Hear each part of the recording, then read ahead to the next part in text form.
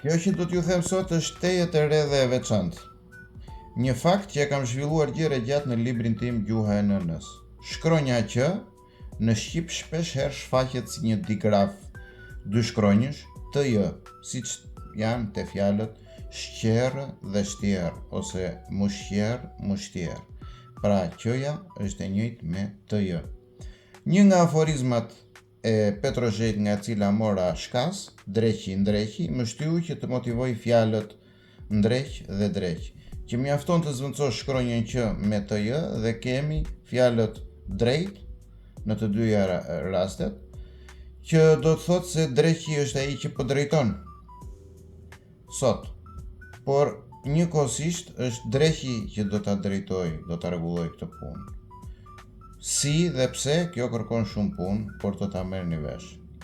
Por meqense përsëri teoria e madhit Petrozhei që thotë se gjithë gjuhët e botës janë një gjuhë e vetme, po shqyrtojmë edhe një fjalë greke me këtë rast, vroqi, që do të thotë reshje shiu.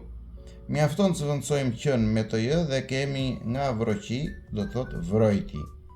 Pra e vrenjtura.